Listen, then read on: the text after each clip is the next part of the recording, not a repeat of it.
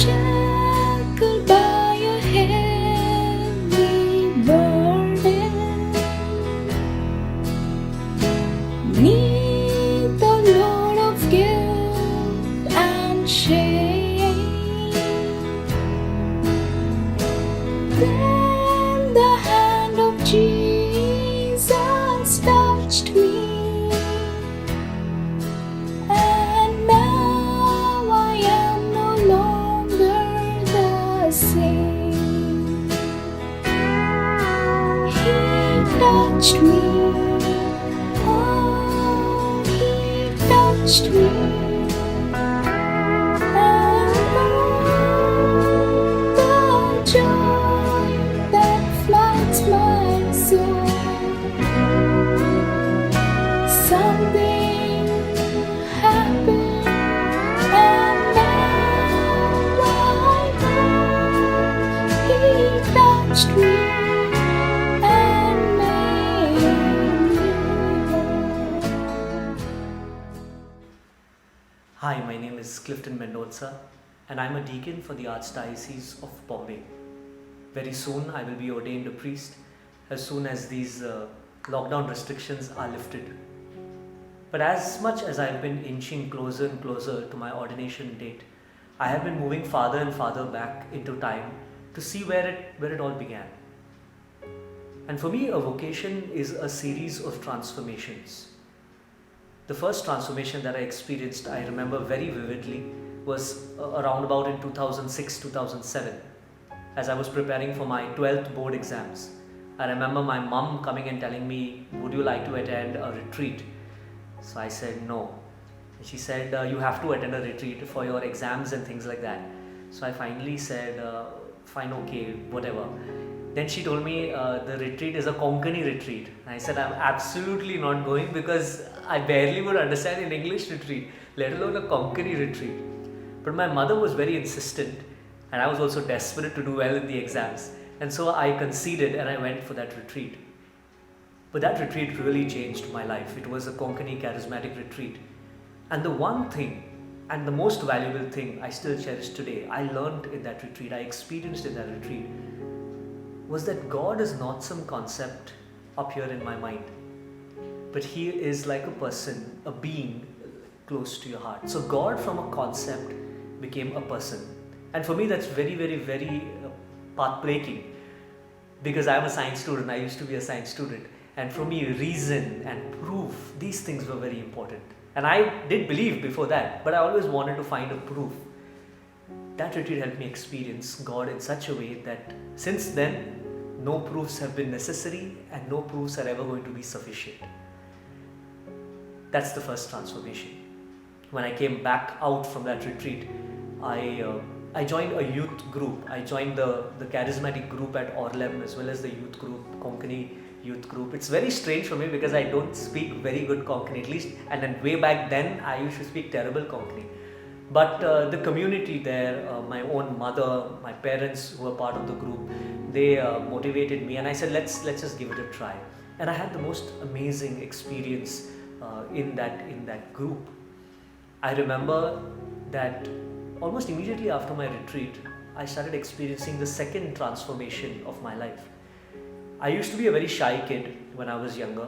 I had a lot of inferiority complex. I used to get scared of social situations a lot. But as I started participating in these youth meetings and in the prayer meetings, I also joined later an all Bombay Konkani group called Rupantar. I found that the Lord was transforming me very slowly, slow by slow but surely. The first thing I learned was how to play the guitar. Then I learned how to sing. And one of the things that I never expected to learn was how to act, Our group, we used to put up these plays once a year for special occasions, all Konkani plays, and I would practice my dialogues in Konkani, and I had learned acting from the resource people who used to come. The Lord really transformed my life. And when I look back at all that, way back then I didn't understand, you're a youth, life is passing by very quickly. But today as I look at all these gifts, these talents that God taught me over time, I put them all to good use. I put them to good use in the seminary. I intend to put them to good use even in the priesthood. And that has been my second transformation. The final one is perhaps the most important one. Whatever I was learning in life, even as I was doing my work, my ministerial work in the charismatic Konkani group, I also was studying. I did my engineering, 4 years of engineering, which were very intense. And somehow I had the grace to balance both these lives that I was leading, the sacred life as well as the secular life. But I had a very fixed idea about what I wanted to do in life. I wanted to go abroad, I wanted to work, I wanted to make a good life for myself. Yet that was not the plan of God. And so slowly God eased me into this third transformation. That I did pass out from engineering, I did pretty well, I was working, I had gone abroad.